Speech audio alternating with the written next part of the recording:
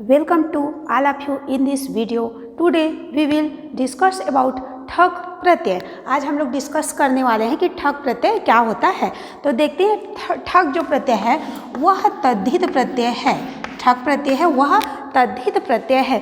मतलब तद्धित प्रत्यय क्या होते हैं उसको पहले जानेंगे। तद्धित प्रत्यय वे प्रत्यय होते हैं जो धातु को छोड़ दिए बाकी जितने भी शब्द हैं उनके पीछे जो प्रत्यय लगता है उसे हम लोग तद्धित प्रत्यय कहते हैं। तो इसका अर्थ हुआ कि तद्धित प्रत्यय किसी भी शब्द, कोई भी शब्द हो धातु को छोड़ करके कोई भी शब्द हो उसके पीछे जोड़ा जाता है। तो ये ठक जो प्रत्यय है हम लोग का वह तद्धित प्रत्यय है। मतलब शब्द के पीछे हम लोग तद्धित प्रत्यय का प्रयोग करते हैं और बोल सकते हैं शब्द के पीछे तद्धित प्रत्यय का प्रयोग करते हैं। उसी प्रकार से हम लोग तद्धित प्रत्यय के अंतर्गत ठक प्रत्यय का प्रयोग भी, कोई भी शब्द है उसके पीछे हम लोग ठक प्रत्यय का प्रयोग करते हैं। मतलब शब्द के पीछे हम लोग ठक प्रत्यय प्रयोग करते हैं और उसका विशेषण रूप बनाते हैं। कोई भी शब्द के साथ अगर हम ठक प्रत्यय प्रयोग कर देते हैं तो वह विशेषण के रूप में, मतलब किसी भी चीज़ की विशेषता बताएगी, इस अर्थ में इसका प्रयोग किया जाता है। और ठक प्रत्यय जो शब्द निर्मित होते हैं वे विशेषण के रूप में भी होती हैं, या वह उसको जानता है, वह उसका जानकार है, वह गुण उसमें है, इस अर्थ में भी ठक प्रत्यय का प्रयोग किया जाता है। और ठक प्रत्यय कोई भी शब्द के पीछे जोड़ा जाता है और सर्वनाम के पीछे भी हम लोग इसको जोड़ते हैं। कोई भी शब्द या सर्वनाम रहे इसके पीछे हम लोग ठक प्रत्यय का प्रयोग करते हैं। ठक प्रत्यय से जो शब्द निर्मित होता है वह विशेषण के रूप में, कोई भी विशेष है उसकी विशेषता बताने के रूप में प्रयोग किया जाता है और कभी कभी यह विशेष के रूप में भी प्रयोग होता है। तो इसके पहले हम लोग देख लेते हैं कि विशेषण और विशेष्य किसे कहते हैं। विशेषण और विशेष्य, विशेषण और विशेष्य। चूँकि इससे निर्मित, बोल सकते हैं ठक प्रत्यय से निर्मित शब्द विशेषण के रूप में भी प्रयुक्त होते हैं और कभी कभी विशेष के रूप में भी प्रयुक्त होते हैं। अगर विशेष है तो विशेषण के रूप में प्रयुक्त होगा, अगर विशेषण है तो वह विशेष के रूप में भी कभी प्रयुक्त होता है। तो इसके पहले हम लोग को जानना है कि विशेषण और विशेष्य क्या होता है।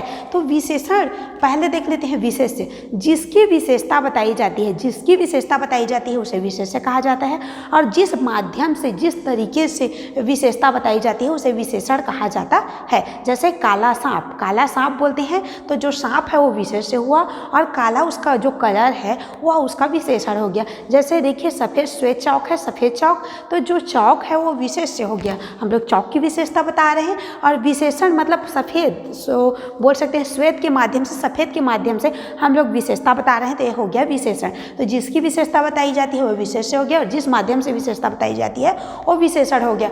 तो ठक प्रत्यय से बने शब्दों, जो भी ठक प्रत्यय है उससे जो पद निर्मित होता है, उससे जो तद्धितांत शब्द निर्मित होता है, तद्धित प्रत्यय मतलब ठक प्रत्यय से अंत होने वाले जो शब्द निर्मित होते हैं उनका प्रयोग विशेषण के रूप में अधिकतर किया जाता है और कभी कभी विशेष्य के रूप में भी किया जाता है।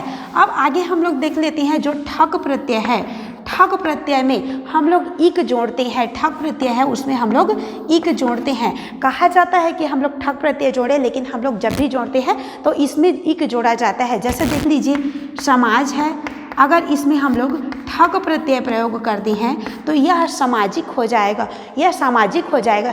समाज है इसमें ठक प्रत्यय प्रयोग करते हैं तो यह सामाजिक हो जाएगा। अब यहाँ पर मतलब इक जोड़ा जाता है, ठक बोला जाता है, लिखा भी जाता है कि ठक जोड़ रहे हैं बोल करके, लेकिन जब भी हम लोग जोड़ते हैं तो उसमें इक को ही जोड़ते हैं। तो समाज प्लस इक इक्वल सामाजिक। अब यहाँ पर ध्यान देंगे सामाजिक होना चाहिए लेकिन सामाजिक होता है। तो इसका एक नियम है कि जब भी हम लोग कोई शब्द के पीछे ठक प्रत्यय प्रयोग करते हैं, कोई भी शब्द रहे उसके पीछे अगर हम लोग ठक प्रत्यय प्रयोग करते हैं तो उस जो पद है या उस जो शब्द है, जिस भी शब्द के पीछे अगर हम लोग ठक प्रत्यय प्रयोग करते हैं तो उस शब्द के प्रथम स्वर में, प्रथम अक्षर के स्वर में, उस शब्द के प्रथम अक्षर मतलब यहाँ पर श है, इसमें म है, इसमें स है, तो उस प्रथम जो अक्षर है इसकी मात्रा में, जैसे स में अ की मात्रा है, म में अ की मात्रा है और श में अ की मात्रा है, नी में ई की मात्रा है, तो इस जो प्रथम स्वर है उस जिसमें मतलब बोल सकते हैं जो प्रथम अक्षर है, प्रथम ध्वनि है, इसमें जो भी मात्रा है उस मात्रा में वृद्धि हो जाती है। जैसे समाज बोलने से स प्लस अ होता है, स बोलने से स प्लस अ, तो ये अ है वो आ बन जाएगा। मतलब उसके जो स्वर है, प्रथम कोई भी शब्द है उसके जब भी कोई भी शब्द में हम लोग ठक प्रत्यय प्रयोग करेंगे तो उस जो शब्द है उसके प्रथम स्वर में वृद्धि हो जाती है। तो नियम पहले देख लेते हैं, प्रथम स्वर में वृद्धि आखिर कैसे होती है और क्या का क्या बनता है। जैसे अ रहे या या फिर तो आ रहे, कोई भी बोल सकते हैं, कोई भी शब्द के प्रथम अक्षर में कोई भी मात्रा है उसमें वृद्धि होगी। तो अगर अ रहता है या आ रहता है तो वह आ बन जाता है। मतलब अ रहेगा तो आ बन करके वृद्धि हुई, आ रहेगा तो पर भी आ होगा, इस प्रकार से वृद्धि हुई। अगर ई रहे या बड़ा ई रहे या ए रहे तो यह ऐ हो जाता है। ऐ की मात्रा डबल यूज करेंगे हम लोग, ऐ हो जाता है। अब उसके बाद देखिए जब ऊ रहे या बड़ा ऊ रहे या ओ रहे तो यह औ हो जाता है, यह हो जाता है औ, हम लोगों का हो गया औ। इस प्रकार से री रहता है, री से ऋषि मुनि, छोटा री रहे या बड़ा री रहे तो ये आर हो जाता है। मतलब इस प्रकार से मात्राओं में वृद्धि होती है। जो भी शब्द है उसके प्रथम अक्षर में जो भी मात्रा है उसमें वृद्धि होती है। और इसके बाद अगर वह आधा अक्षर रहता है कहीं पर तो उसमें ऐ की मात्रा यूज की जाती है। तो इस प्रकार से मात्राओं में जब भी ठक प्रत्यय यूज किया जाता है तो पीछे में तो हम लोग इक जोड़ते हैं, ठक के जगह पर हम लोग जोड़ते हैं इक। लेकिन जो बोल सकते हैं जो भी शब्द लिए हैं उसके जो प्रथम अक्षर है उसमें जो भी मात्रा है उसमें इस नियम के तहत वृद्धि हो जाती है। अ या आ रहेगा तो आ हो जाता है, ई रहे या बड़ा ई रहे या ए रहे तो ऐ हो जाता है, ऊ रहे बड़ा ऊ रहे या ओ रहे तो अ हो जाता है, री रहे तो आर हो जाता है। इस प्रकार से हम लोग देखते हैं जैसे ठक प्रत्यय, समाज में हम लोग ठक प्रत्यय यूज किए हैं तो चूंकि हम लोग जान रहे हैं जैसे ठक प्रत्यय यूज किए हैं तो इसमें हम लोग इक को जोड़ते हैं तो समाज का हो गया समाज। और चूंकि प्रथम अक्षर में वृद्धि होती है, प्रथम अक्षर के स्वर में वृद्धि होती है तो ये स में अ है तो ये आ हो जाएगा। जैसे स में हम लोगों का अ की मात्रा है, जैसे स को हम लोग अलग करते हैं, स बराबर स प्लस अ होता है तो इसमें अ की मात्रा है वो क्या है, आ की मात्रा में बदल जाएगा। तो यहाँ पर हो गया सा मा और इक डालते हैं तो जिक, सामाजिक हो जाएगा। समाज प्लस इक इक्वल सामाजिक हो जाएगा। तो इस प्रकार से हम लोग इसमें प्रत्यय यूज करते हैं। समाज प्लस इक इक्वल सामाजिक, मंगल प्लस इक्वल मांगलिक, मतलब इस स्वरों में वृद्धि हो रही। और इसके बाद हम लोग ध्यान देंगे कि हम लोग इसका पुल्लिंग, स्त्रीलिंग और नपुंसक लिंग में प्रयोग करते हैं। पुल्लिंग, स्त्रीलिंग और नपुंसक, चूंकि हम लोग इसका प्रयोग विशेषण के रूप में प्रयोग करते हैं तो मान लीजिए कोई भी विशेष्य है या कोई संज्ञा है, ये बोल सकते हैं, या कोई भी बोलेंगे कि कोई भी विशेष्य है उसकी विशेषता बताई जा रही है तो विशेष्य के अनुसार ही विशेषण का प्रयोग किया जाता है। तो विशेषण अगर हम लोग का विशेष्य पुल्लिंग है तो पुल्लिंग में, स्त्रीलिंग है तो स्त्रीलिंग और नपुंसक लिंग है तो नपुंसक लिंग में प्रयोग करेंगे। तो हम लोग का समास से सामाजिक हो गया। अगर पुल्लिंग में इसका प्रयोग करते हैं तो सामाजिक, एक वचन की बात की जा रही है, सामाजिक। स्त्रीलिंग में इसका प्रयोग करेंगे तो समाज प्लस ठक इक्वल सामाजिकी हो जाएगा, सामाजिकी। अगर नपुंसक लिंग में इसका प्रयोग करते हैं समाज प्लस ठक, मतलब नपुंसक लिंग में इसका प्रयोग करेंगे जो शब्द निर्मित होगा तो उसके लिए हम लोगों का सामाजिकम हो जाएगा, सामाजिकम। इस प्रकार से हम लोग प्रयोग करते हैं, सामाजिकम। इस प्रकार से हम लोग प्रयोग करते हैं। देखिए समाज प्लस ठक इक्वल सामाजिक, पुल्लिंग में सामाजिक, स्त्रीलिंग में सामाजिकी और नपुंसक लिंग में सामाजिकम हो जाएगा। उस प्रकार से आगे हम लोग बढ़ जाते हैं। जैसे मंगल प्लस ठक है तो मांगलिक है, पुल्लिंग में देखेंगे तो मांगलिक, स्त्रीलिंग में मांगलिकी और नपुंसक लिंग में मांगलिकम हो जाएगा। सबसे पहले हम लोग पुल्लिंग रूप को ही देख लेते हैं कि पुल्लिंग में आखिर इसका रूप कैसे बनता है। तो चलिए हम लोग देखते हैं। साहित्य है, यहाँ पर आ है तो चूंकि आ का आ ही रहता है इस नियम के तहत तो देखिए साहित्य प्लस ठक तो ये हम लोग का साहित्यिक हो जाएगा, साहित्यिक।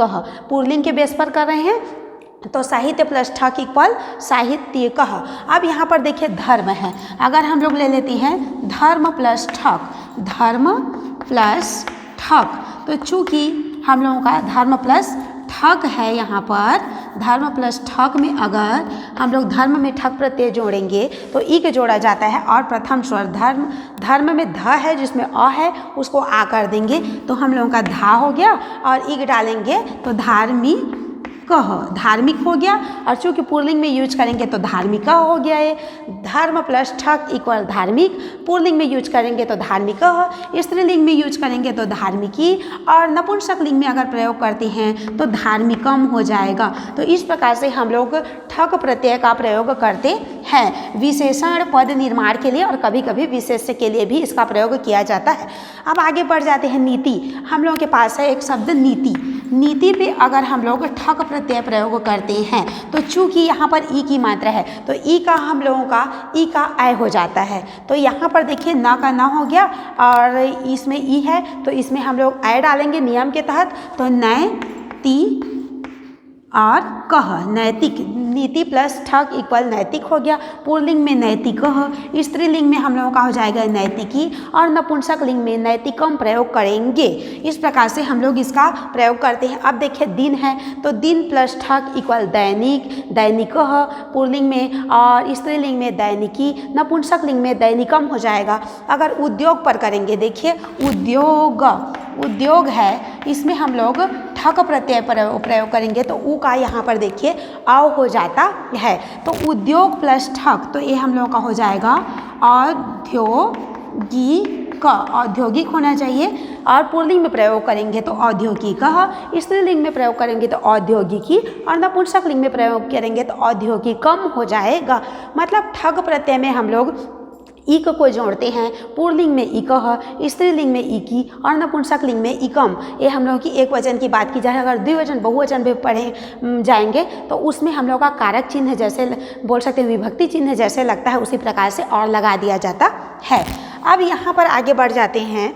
अगर हम लोगों के पास लोक है, लोक ओ है तो हम लोगों का ओ है जो औ में चेंज हो जाता है। जैसे हम लोगों के पास है लोक प्लस ठक तो ये हम लोगों का हो जाएगा ओ का चूँकि औ होता है तो लौकी कह, लौकिक हो गया। लोक प्लस ठक तो लौकिक हो गया। पुल्लिंग पे देखेंगे कि तो लौकिकः, स्त्रीलिंग पे देखेंगे तो लौकिकी, नपुंसक लिंग पे देखेंगे तो लौकिकम हो जाएगा। तो इस प्रकार से इसका बोल सकते हैं पद निर्मित होता है, तद्धितांत पद निर्मित होता है।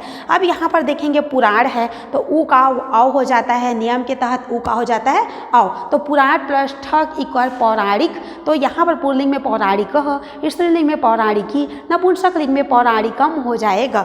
अगर हम लोग इतिहास की बात करते हैं, देखिए इतिहास प्लस ठक, इतिहास प्लस ठक तो देखिए ई का हम लोगों का ई का ऐ हो जाता है तो ऐ लगा देंगे, ऐ और ती हा और इग डालेंगे तो ऐतिहासिक, ऐतिहासिक। यहाँ पर देखिए इतिहास प्लस ठक इक्वल ऐतिहासिक। चूँकि ई का नियम के तहत आय हो जाता है तो ई का आय हो गया ऐतिहासिक और हम लोग पुल्लिंग में यूज करेंगे तो ऐतिहासिकः, स्त्रीलिंग में प्रयोग करेंगे तो ऐतिहासिकी, नपुंसक लिंग में प्रयोग करेंगे तो ऐतिहासिकम एक वचन रूप हो जाता है।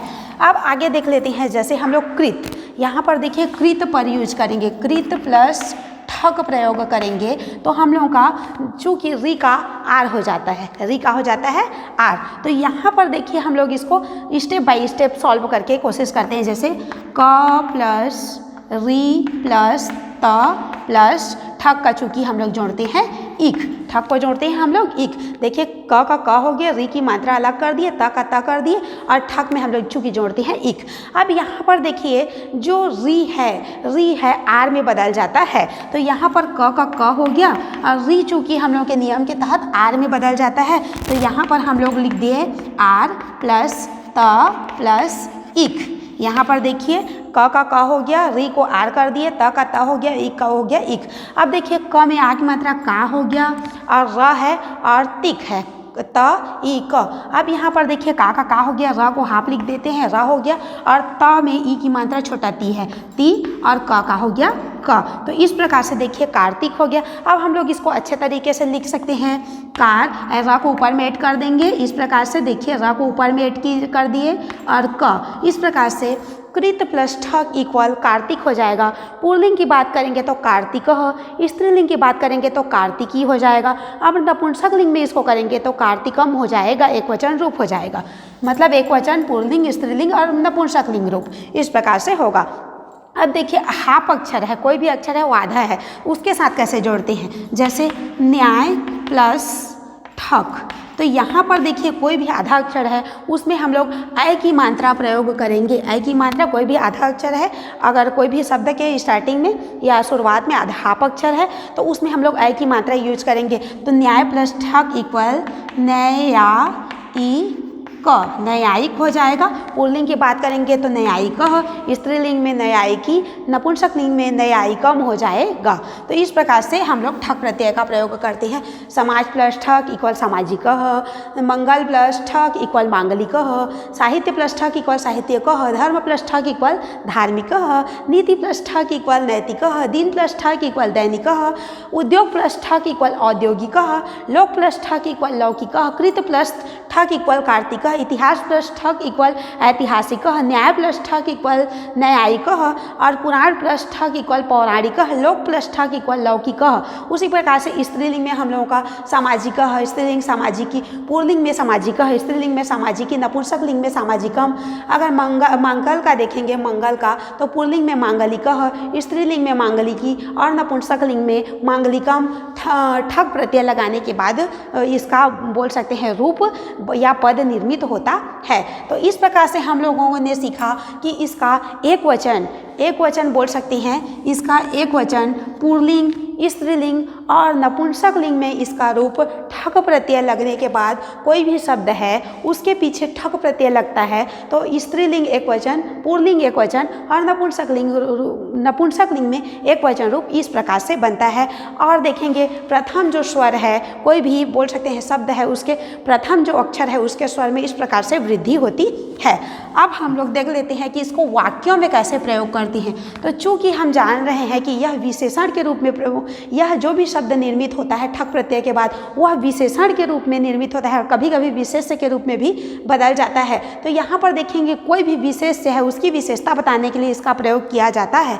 कोई भी बोल सकते हैं, जैसे देख लेते हैं प्राणी है, यहाँ पर देखिए प्राणी है और हम लोगों को कोष्टक में दे दिया है, यहाँ पर ब्लैंक है, यहाँ पर प्राणी है, यहाँ पर ब्लैंक दिया है और यहाँ पर हम लोगों को बोला जा रहा है कि समाज में ठक प्रत्यय का प्रयोग करो। समाज में बोला जा रहा है ठक प्रत्यय का प्रयोग करो।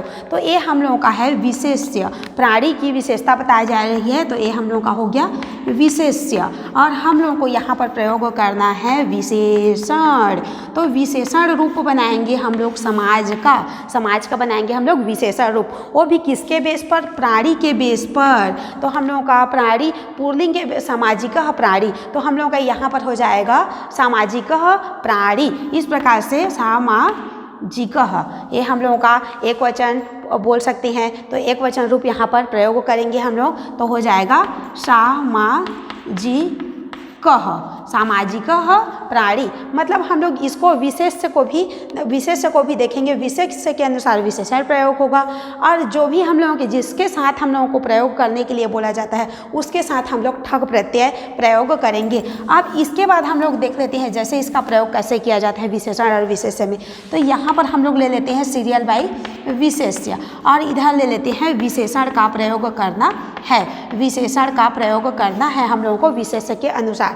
तो मान लेते हैं यहाँ पर दिया है कर्तव्यम और हम लोगों को बोला जा रहा है नीति में ठक प्रत्यय ऐड करो। नीति दे दिया है, नीति में हम लोगों को प्रत्यय यूज करना है, ठक प्रत्यय प्रयोग करना है। अब हम देखेंगे कर्तव्यम, ये हम लोगों का नपुंसक लिंग हो गया तो हम लोगों का ये हो जाएगा नीति का नपुंसक लिंग में हम लोग प्रयोग करेंगे नपुंसक लिंग में। और एक वचन है तो एक वचन और नपुंसक लिंग है तो नपुंसक लिंग। तो यहाँ पर देखिए कर्तव्यम है तो हम लोगों का हो जाएगा नैतिकम और कर्तव्यम। मतलब इस विशेष्य के अनुसार ही विशेषण रूप होगा। यह पुल्लिंग है तो पुल्लिंग में होगा विशेष्य, मतलब विशेष्य अगर पुल्लिंग है तो विशेषण भी पुल्लिंग होगा, स्त्रीलिंग है तो स्त्रीलिंग और नपुंसक लिंग विशेष्य है तो हम लोगों का विशेषण भी नपुंसक लिंग में होगा। एक वचन है तो एक वचन, द्विवचन रहेगा तो द्विवचन, बहुवचन रहेगा तो बहुवचन। इस प्रकार से नैतिकम कर्तव्यम अगर हम लोग बोल सकते हैं इसको हम लोग द्विवचन कर देते हैं तो ये भी द्विवचन हो जाएगा, इसको बहुवचन कर देते हैं तो ये भी बहुवचन हो जाएगा। तो इस प्रकार से हम लोग इसको बोल सकते हैं कि विशेष्य के अनुसार ही विशेषण प्रयोग किया जाता है। अब हम लोग इसको वाक्यों में भी इसी प्रकार से प्रयोग करते हैं। सिर्फ हम लोगों को देखना रहता है विशेष्य को और विशेष्य के अनुसार ही हम लोग विशेष्य यहाँ पर देखिए नैतिकम है कर्तव्यम, चूँकि यहाँ पर म है तो यहाँ पर भी हो जाएगा म। जैसे बोल सकते हैं यह नपुंसक लिंग है, एक वचन है तो ये भी हम लोग का नपुंसक लिंग एक वचन रूप हो जाएगा नैतिकम कर्तव्यम। मतलब कर्तव्यम है तो नैतिकम। और अगर नैतिकी रहता, यहाँ पर देखिए अगर नैतिकी या शिक्षा की बात की जा रही है जैसे परीक्षा, परीक्षा लिख देते हैं यहाँ पर। परीक्षा चूँकि हम लोगों का स्त्रीलिंग है, परीक्षा। यहाँ पर हम लोगों को दे दिया है मास पर ठक प्रत्यय ऐड करो। मास है या माह है, उस पर हम लोग को ठक प्रत्यय यूज करना है। मास मतलब माह पर ठक प्रत्यय प्रयोग करना है। तो यहाँ पर देखिए ये हम लोगों का स्त्रीलिंग एक वचन है, तो स्त्रीलिंग एक वचन यहाँ पर ठक प्रत्यय प्रयोग करेंगे और स्त्रीलिंग एक वचन जैसे सामाजिकी होता है उसी प्रकार से मास का हो जाएगा मासिकी परीक्षा।